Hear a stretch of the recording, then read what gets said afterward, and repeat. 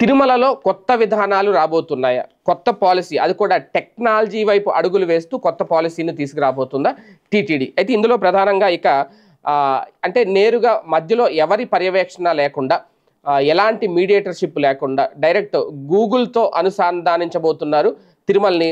అంటే తిరుమల, గూగుల్, భక్తుడు అంతే, ఇంకేం ఉండదు. అంటే ఏదైనా సరే మొత్తం ఆన్లైన్ ద్వారానే, ఇప్పటికీ అంతా ఆన్లైన్ ద్వారానే జరుగుతుంది. కానీ రద్దీ విషయంలో కానీ, అలాగే భక్తులు ఎలాంటి ఇబ్బందులు ఎదుర్కోకుండా దర్శనం విషయంలో కానీ, లేదంటే రూమ్స్ విషయంలో కానీ ఇప్పుడు కంప్లీట్గా ఏ టెక్నాలజీ వాడబోతున్నారట. కంప్లీట్గా ఇప్పుడు గూగుల్ మ్యాప్ ద్వారా ఎప్పటికప్పుడు భక్తులకి సమాచారం నేరుగా గూగులే అందించబోతోంది ఇక నుంచి, ఇది గనక పూర్తిగా అమల్లోకి వస్తే. అయితే ఇప్పుడు ప్రస్తుతం ఏం చేస్తున్నారంటే కృత్రిమ మేధ ప్రాజెక్టు గూగుల్, అంటే గూగుల్ ఏ టెక్నాలజీ విజయవంతం చేసే ప్రయత్నం చేస్తున్నారు. ఇదే గనక జరిగితే తిరుమల వెళ్ళే ప్రతి ఒక్క భక్తుడికి కూడా ఒక శాశ్వత ఐడి ఇస్తారట.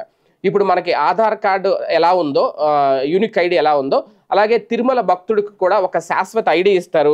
భవిష్యత్తులో ఎప్పుడు తిరుమల వెళ్ళాలి అన్నా ఆ ఐడి ద్వారా మాత్రమే ఇక బుక్ చేసుకోవాలి. దర్శనం కానీ, రూమ్ కానీ, ఇంకా స్వామివారి సేవలు ఏ సేవలో పాల్గొనాలన్నా ఖచ్చితంగా ఆ ఐడి అవసరం. అది ఇంకా విఐపి అని లేదు, సాధారణ భక్తుడని లేదు, అందరికీ కూడా ఐడీలు ఇస్తారు. దీని ద్వారా ఏం జరుగుద్ది అంటే నిర్దేశించిన సమయానికి మన కోసం అక్కడ దర్శనం ఏర్పాట్లు ఉంటాయి, అలాగే ప్రత్యేక వసతి ఏర్పాట్లు ఉంటాయి. అలాగే ఎవరు ఎన్నిసార్లు స్వామివారిని దర్శనం చేసుకున్నారు అనేది కూడా ఇమీడియట్ రిపోర్టు తిరుమల తిరుపతి దేవస్థానం అధికారులు కూడా వచ్చేస్తుంది. ఇప్పుడు చాలామంది విఐపి దర్శనాల్లో, విఐపి కోటాల్లో ఒక్కొక్క మంత్రి, ఒక్కొక్క ఎంపీ 50 మందిని తీసుకెళ్లారు, 60 మందిని తీసుకెళ్లారు, ఇలా రకరకాల ప్రచారాలు చేస్తాయి.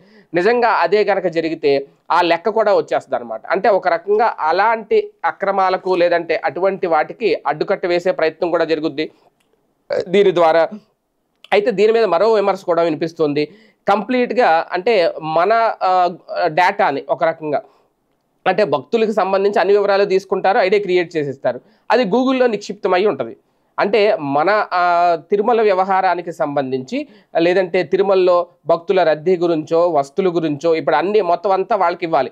ఎన్ని కాటేజెస్ ఉన్నాయి, ఎన్ని రూములు ఉన్నాయి, ఎంతమంది భక్తులు వస్తారు, ఎంతమంది దర్శనం చేసుకుంటారు, అంతా గూగుల్లో ఉంటుంది.